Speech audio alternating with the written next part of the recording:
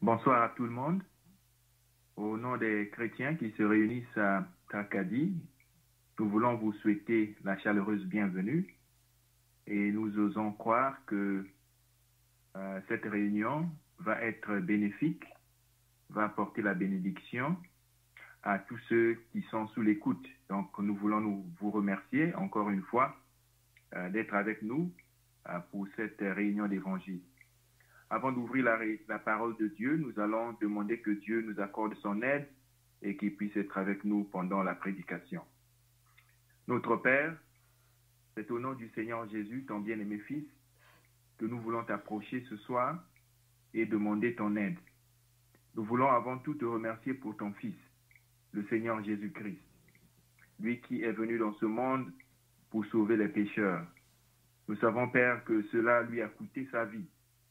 Il a souffert intensement. Ce que nos mémoires bien limitées et notre imagination incapable de pouvoir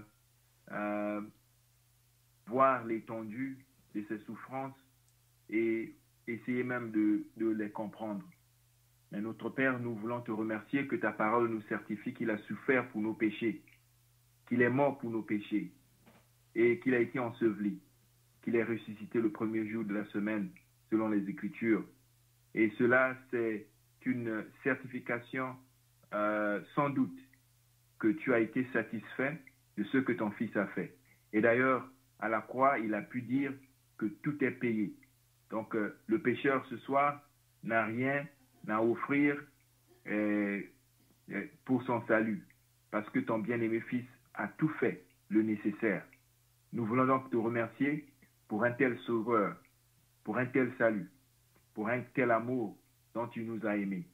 Donc nous prions que tu puisses avec nous. Nous sommes dans le besoin. Nous avons besoin de toi, que ton Saint-Esprit puisse prendre contrôle de cette réunion. Et que tu puisses parler à ceux qui ne sont pas encore sauvés, ceux qui sont incertains lorsque ça vient à la destination éternelle.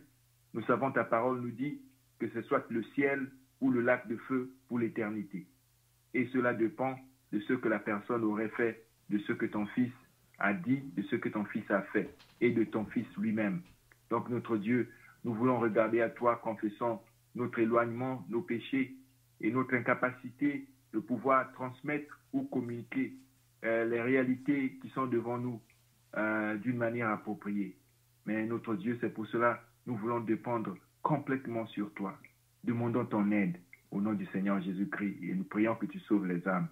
Amen. Donc, nous allons faire la lecture dans la parole de Dieu, dans la première épître de Jean, au chapitre 5, et nous allons commencer la lecture au verset 9. Donc, Jean, au chapitre 5, 1 Jean plutôt, 1 Jean, chapitre 5. On va commencer notre lecture à partir du verset 9.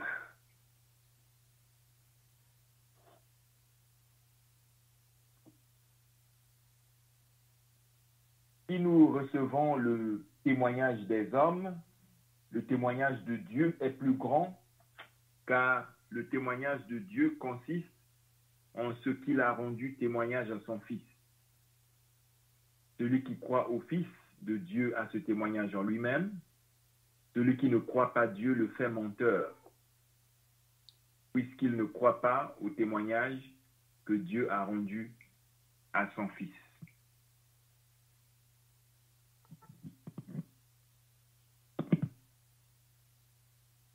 Celui qui croit, excusez-moi, j'ai eu un petit dérangement ici, verset 11, et voici voici ce témoignage, c'est que Dieu nous a donné la vie éternelle et que cette vie est dans son Fils. Celui qui a le Fils a la vie, celui qui n'a pas le Fils de Dieu n'a pas la vie. Je vous ai écrit ces choses afin que vous sachiez que vous avez la vie éternelle, vous qui croyez au nom du Fils de Dieu. C'est tout ce que nous allons lire. Nous regardons au Seigneur encore une fois, dépendant complètement sur lui, afin qu'il nous puisse qui nous accorde son aide et qui sauve ceux qui sont sous l'écoute, qui ne sont pas encore sauvés. Donc, dans le passage que nous avons lu, c'est l'apôtre Jean qui écrit aux chrétiens. Dans cet épître, il s'agit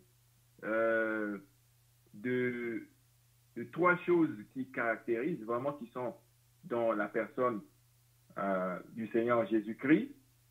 Et on pense,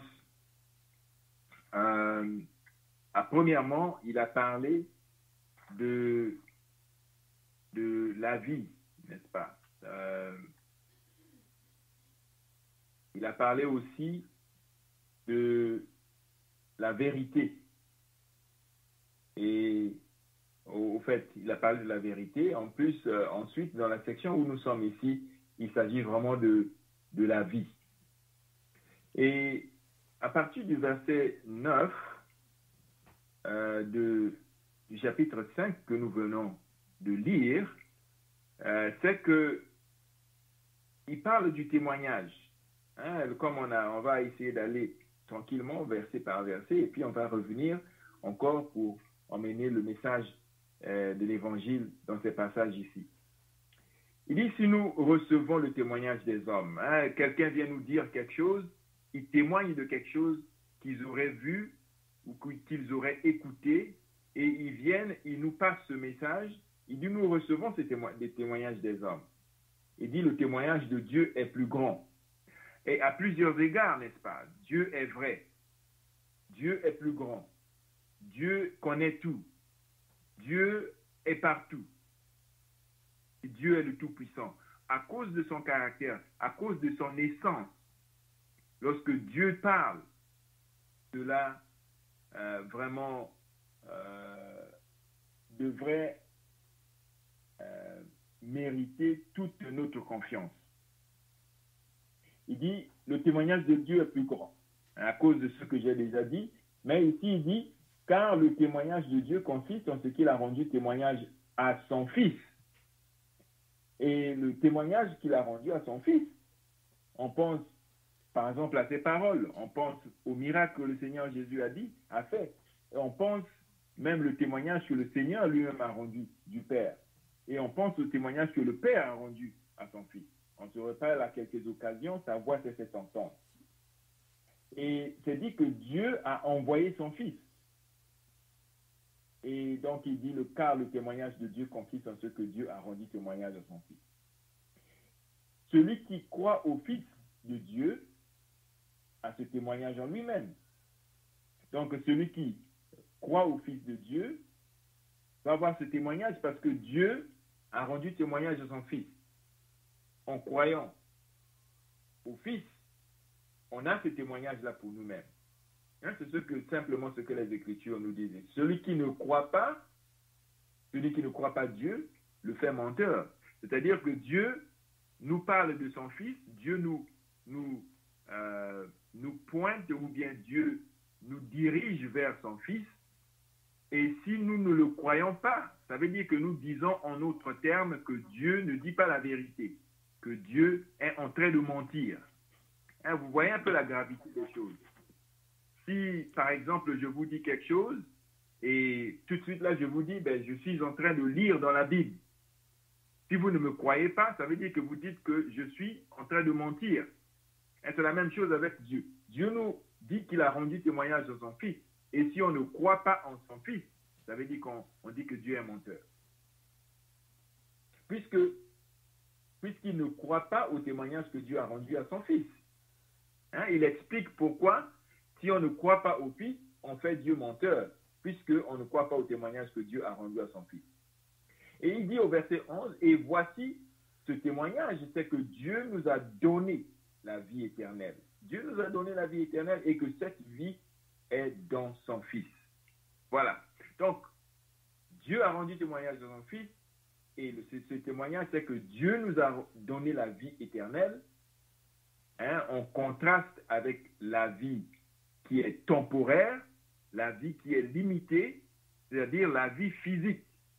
Ici, Dieu ne nous parle pas de la vie physique, il nous parle de la vie éternelle. Ce n'est pas une vie temporaire, ce n'est pas une vie limitée en sa durée, mais il nous parle d'une vie qui est éternelle.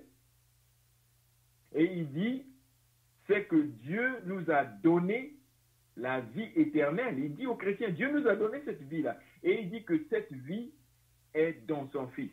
Cette vie n'est pas dans la religion, cette vie n'est pas en vous, cette vie n'est pas cachée quelque part dans le monde, cette vie n'est pas dans une loge quelque part, on n'a pas besoin de travailler pour cette vie, mais cette vie se trouve dans une personne, c'est-à-dire que cette vie est dans son Fils.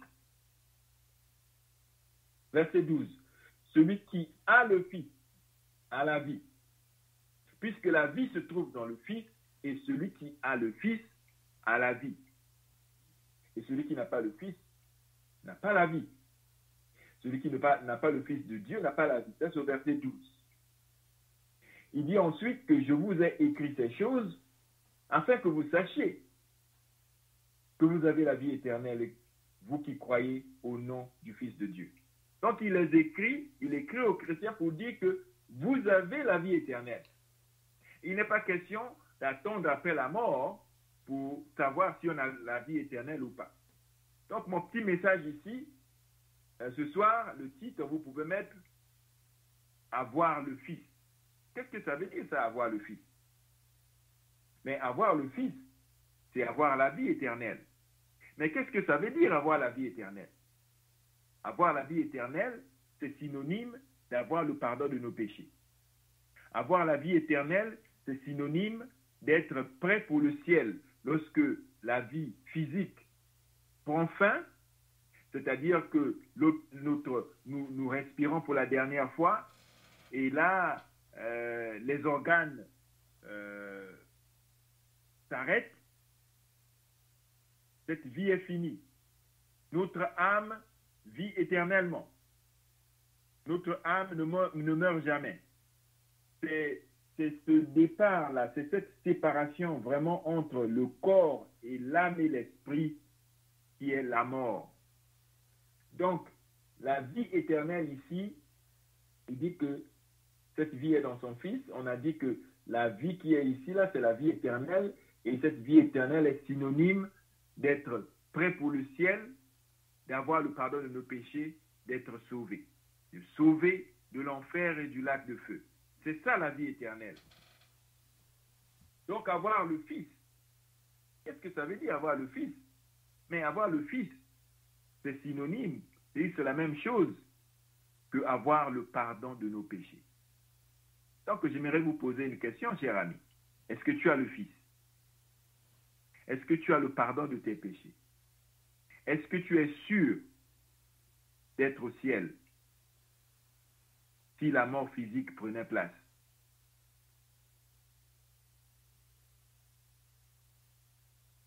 Est-ce que vous êtes prêt à mourir? Être prêt à mourir, c'est quelqu'un, une personne qui est prête à mourir, c'est une personne qui a la vie éternelle, une personne qui a le Fils, une personne qui est prête pour entrer au ciel, une personne qui est sauvée. Est-ce que c'est ton cas, cher ami? Parce qu'il n'y a que deux places, La Bible nous le dit bien clairement. Le ciel, si on a le Fils. Le ciel, si on a le pardon de nos péchés. C'est la même chose. Et le lac de feu dans les tourments aux âges des âges, si on n'a pas le Fils. Ah non, on ne parle pas ici d'avoir la religion. On ne parle pas ici de joindre une réunion de prière. Et il n'est pas question ici de lire la Bible, bien que toutes ces choses ont leur place et c'est recommandable. On demande à tout le monde, sans exception, de lire la parole de Dieu d'une manière consistante, d'une manière continue, journalièrement, et peut-être plusieurs fois par jour. On vous demande de le faire, on le recommande, c'est la parole de Dieu, ça vous ferait du bien. Vous allez découvrir la volonté de Dieu. Mais ce n'est pas ça qui fait que vous allez avoir la vie. Ce n'est pas joindre les réunions de prière qu'on va avoir la vie. Ce n'est pas ça que le Seigneur a dit ici. Il n'a pas dit celui qui a la religion, a la vie. Non, pas du tout. Ce n'est pas le baptême non plus. C'est pas écrit ici, celui qui a baptisé à la vie éternelle. Non, c'est pas dit comme ça. Ce n'est pas celui qui vraiment fait le bien, le mieux qu'il peut, essayer d'aider son voisin, essayer d'être le bon citoyen possible. C'est pas ça qui est écrit. C'est dit celui qui a le Fils.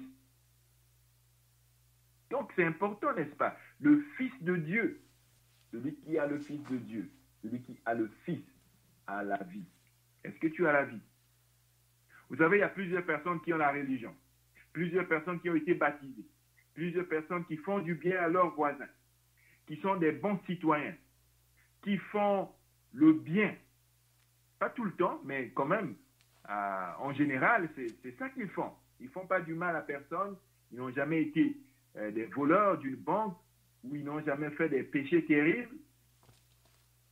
Bien que la Bible nous dit que tous ont péché, cher ami, ça inclut toi. Toi, tu as péché. Tu as déjà menti, tu as déjà triché, tu as déjà convoité, tu as déjà fait peut-être des choses abominables. C'est ça le péché, cher ami. Et le péché est dans notre registraire. Dieu enregistre tout ce que nous faisons. Rien ne l'échappe. Tout est nu devant lui, aux yeux de celui à qui nous avons affaire ce soir. Ah non, il ne s'agit pas des normes. Par exemple, on est en train de parler. Je ne vous vois pas, vous ne me voyez pas, vous n'entendez que ma voix. Dieu n'est pas comme ça. Dieu, toi, devant Dieu, c'est complètement clair. Il sait exactement ce que tu as fait aujourd'hui et ce que tu as fait il y a 10 ans. Tout est clair devant lui. Et nos actions sont bien établies devant lui. On peut dire enregistrées. Et il n'y a aucune personne qui peut avoir accès à ces records pour les effacer. Effacer nos péchés du passé. Pas du tout, cher ami. Voyez-vous, on a un problème, n'est-ce pas? Et il y a des gens qui vont dire, bon, ben, à partir d'aujourd'hui, je vais arrêter de pécher. Mais qu'en est-il de tes péchés du passé, cher ami?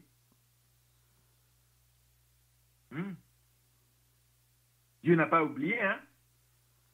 Ah non. D'ailleurs, Dieu nous dit qu'en nous, il y a le principe du péché. C'est ce qui fait que toi et moi, nous péchons. Parfois volontairement, parfois involontairement. Même si on essayait d'arrêter oublier ce qu'on a fait dans le passé. On dit, bon, Dieu donne-nous une seconde chance. On nous donne une feuille vierge. Il n'y a plus de péché. Tout est bien. Tout est effacé. Dès aujourd'hui, on te laisse à toi-même de ne plus pécher, pas même une seule fois. En pensée, en action, en parole. Oh, cher ami, les hommes les plus religieux, les plus durs, peut-être prendraient 1 heure. Et après ça, là, il y a des mauvaises pensées qui vont évader votre cœur. Il y a de mauvais regards. Il y a des mauvais désirs. Et des mauvaises actions qui s'ensuivent. Ah non, cher ami, toi et moi, nous avons été complètement ruinés par le péché. Et aller à la religion, changer la nouvelle vie, être un bon voisin, être baptisé, joindre une autre religion, joindre toutes les religions possibles et joindre les réunions de prière, participer à toutes les bonnes choses que vous pensez être correctes devant toi et que ça va plaire Dieu. Ça ne vous fera jamais entrer dans le ciel, cher ami. La seule personne, le seul moyen, c'est avoir le Fils. C'est avoir le pardon de tes péchés. C'est avoir la vie éternelle. Pourquoi il nous faut avoir le Fils? Pourquoi? Ben, parce que c'est dit au verset 12, au verset 12, excusez-moi, celui qui a le Fils a la vie, celui qui n'a pas le Fils de Dieu n'a pas la vie. Parce que si on n'a pas le Fils, on n'a pas la vie. Ça veut dire qu'on n'a pas le pardon des péchés, ça veut dire qu'on ne va pas au ciel. C'est pour cela qu'il nous faut avoir le Fils. Il te faut avoir le Fils. Ce n'est pas optionnel, cher ami. Si tu es intéressé vraiment à être au ciel, ce n'est pas optionnel. Ça, c'est une obligation. C'est ce qui est que Dieu demande, que Dieu exige, que Dieu commande. Il faut avoir le Fils. Pourquoi il faut avoir le Fils? Bon, parce que ici, c'est dit, si on n'a pas le Fils, on n'a pas la vie. On ne va pas au ciel. Mais il y a une autre chose ici, c'est que le Fils a payé pour nos péchés. C'est en lui que se trouve le pardon des péchés. Quand il est mort à la croix du Calvaire, là, il portait en son corps nos péchés sur le bois, d'après 1 Pierre. Il est devenu la cible du jugement de Dieu contre les péchés du monde. Il a porté les péchés, le poids infini, énorme, des péchés des hommes, depuis Adam jusqu'au dernier pécheur qui va jamais exister sur la planète Terre. Il a porté le jugement éternel de Dieu contre nos péchés. C'est pour cela qu'il nous faut avoir le Fils. C'est en lui que se trouve le pardon des péchés. Pourquoi il faut avoir le Fils? C'est parce que si on n'a pas le Fils, on n'a pas la vie. Pourquoi il faut avoir le Fils? C'est parce que c'est lui qui a payé pour nos péchés, c'est lui qui a pris le jugement à notre place, et le pardon des péchés se trouve en lui. Pas dans une religion, pas dans le baptême, pas dans les bonnes œuvres, pas dans la prière, pas dans la lecture, pas dans le changement de vie. Ça se trouve dans une personne uniquement. Pas dans un chef religieux, pas dans une religieuse, pas du tout. Comment on le sait? Mais c'est ce que la Bible dit. Celui qui a le Fils a la vie. Celui qui n'a pas le Fils n'a pas la vie. Ils peuvent avoir toutes les choses possibles. Mais si on manque le Fils, cher ami, on n'a pas la vie, on ne va pas au ciel. Et si on ne va pas au ciel, ça veut dire qu'on s'en va dans le jugement, dans le lac de feu. Alors quelqu'un pourrait dire, mais je comprends ce que ça veut dire avoir le Fils, c'est vraiment être sûr du ciel, ici-bas sur la terre, maintenant. Et je comprends que ça veut dire la même chose qu'avoir le pardon des péchés, être sûr du ciel, être sauvé de mes péchés et des conséquences du péché. Je comprends ça. Et je comprends pourquoi il faut avoir le Fils, parce que la Bible le dit.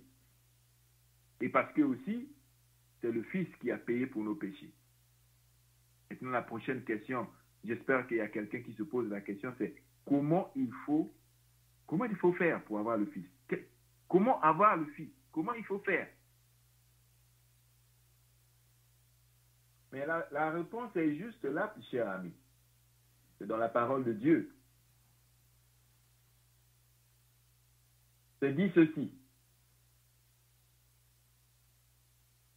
Verset 10. Celui qui croit au Fils de Dieu a ce témoignage en lui-même. Celui qui ne croit pas Dieu le fait menteur, puisqu'il ne croit pas au témoignage que Dieu a rendu à son Fils. Et ce témoignage, c'est que Dieu nous a donné la vie éternelle et que cette vie est dans son Fils. Celui qui a le Fils a la vie, celui qui n'a pas le Fils de Dieu n'a pas la vie. Je vous ai écrit ces choses afin que vous sachiez que vous avez la vie éternelle, vous qui croyez au nom du Fils de Dieu. Voilà.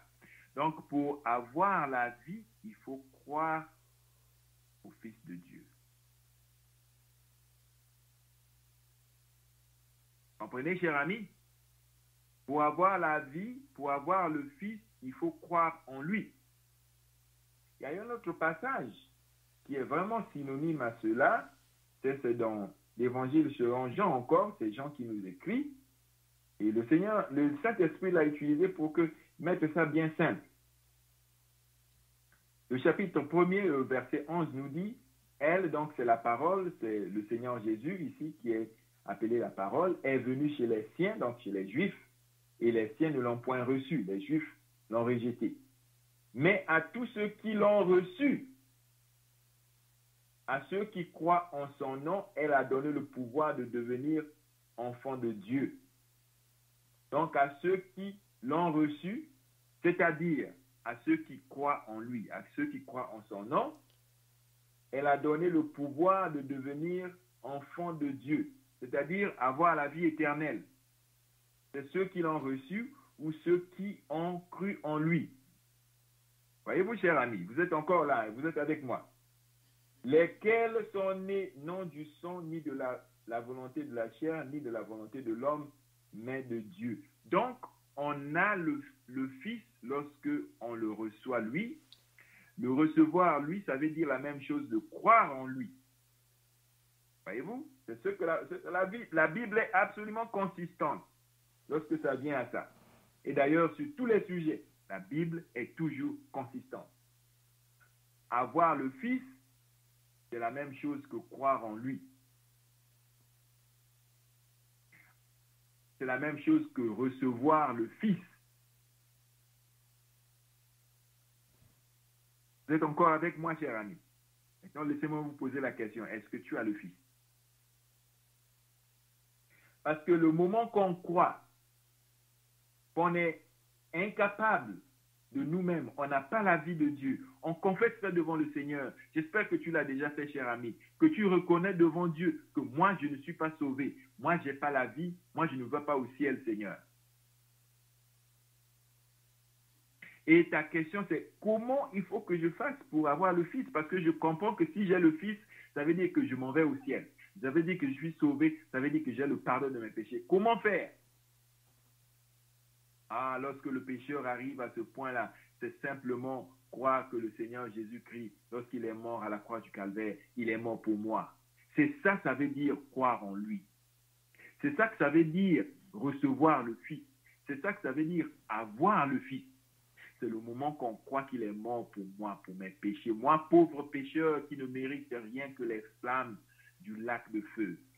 Mais le Fils de Dieu m'a aimé. Il s'est donné lui-même à la croix du Calvaire pour moi. Il est mort pour moi, pauvre pécheur. Ah, ce moment même, cher ami, tu as la vie. Vous dites, mais comment je le sais? Mais la manière que tu le sais, c'est parce que c'est écrit. Celui qui a le Fils a la vie.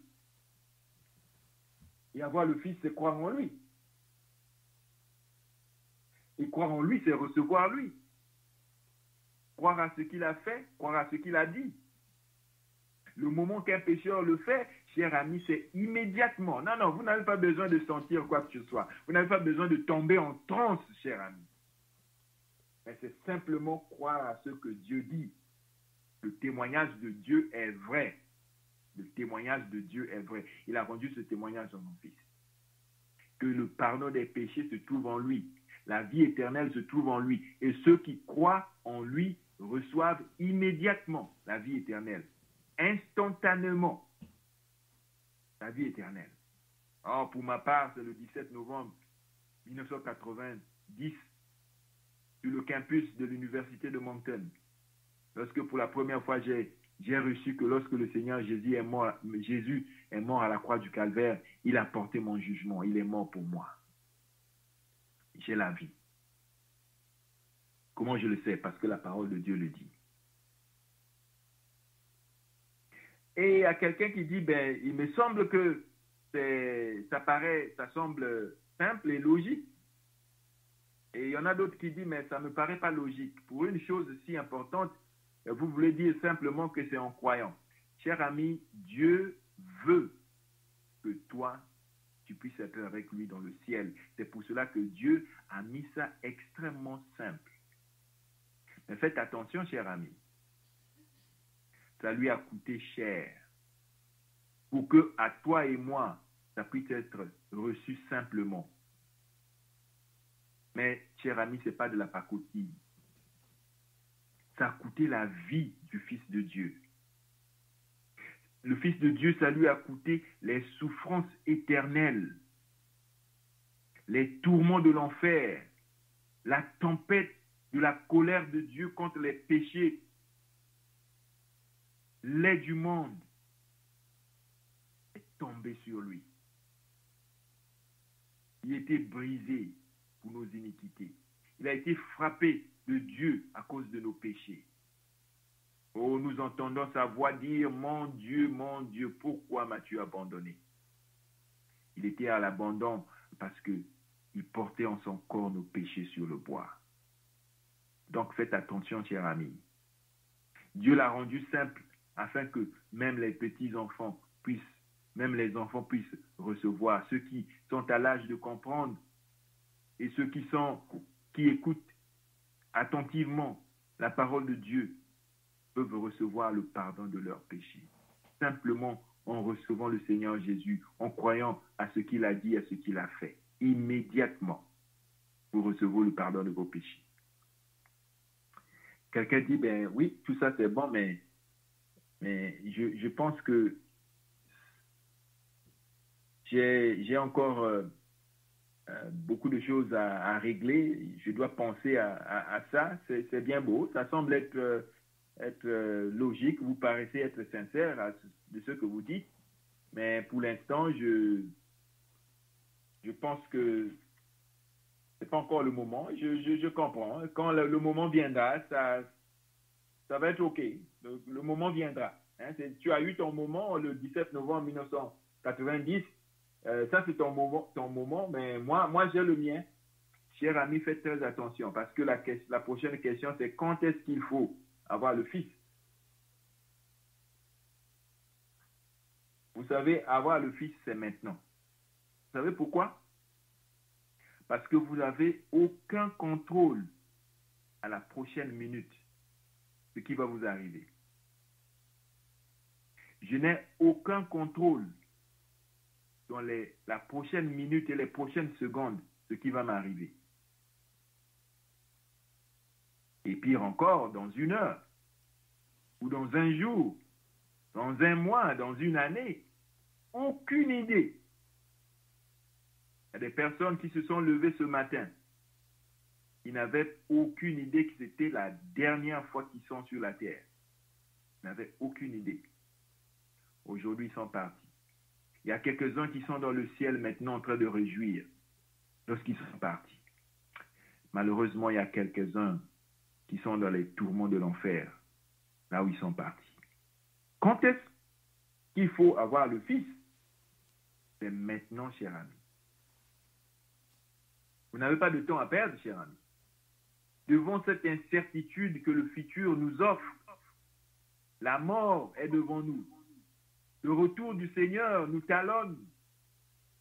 À n'importe quel moment, le Seigneur peut venir. À n'importe quel moment, la mort peut croiser ton chemin. La mort peut croiser mon chemin. On n'a pas une minute à perdre, cher ami. Écoute ce que la parole de Dieu dit. Au temps favorable, je t'ai exaucé.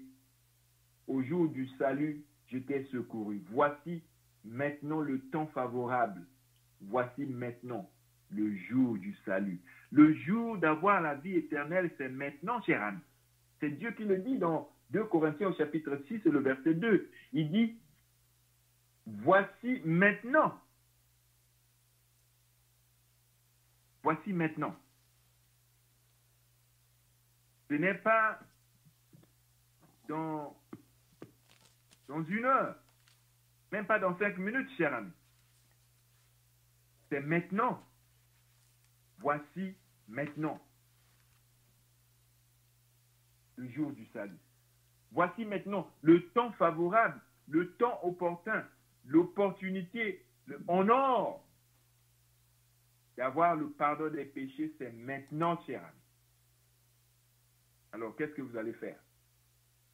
Je veux lire ça encore. Le passage que nous avons lu. Et voici le témoignage que Dieu nous a donné la vie éternelle et que cette vie est dans son Fils. Celui qui a le Fils a la vie. Celui qui n'a pas le Fils de Dieu n'a pas la vie. Je vous ai écrit ces choses afin que vous sachiez que vous avez la vie éternelle, vous qui croyez au nom du Fils de Dieu. Voici maintenant le temps favorable. Voici maintenant le jour du salut. On espère que vous allez prendre cette occasion en or. Le maintenant de Dieu le maintenant de l'offre du salut de Dieu, le maintenant de la faveur de Dieu, de la grâce de Dieu, pour toi de recevoir le Fils. Parce que, cher ami, après la mort, c'est trop tard. Prions. Notre Dieu, nous voulons nous recommander entre tes mains, prions ta riche bénédiction et sur ta parole. Nous te demandons que tu vas utiliser ta parole pour sauver les âmes perdues, ceux qui ne te connaissent pas encore. Donc, nous nous recommandons entre tes mains. Prions ta riche bénédiction au nom et pour la gloire du Seigneur Jésus-Christ, ton bien-aimé Fils. Amen. Merci beaucoup pour votre attention et on espère que vous allez être bénis avec ce grand salut.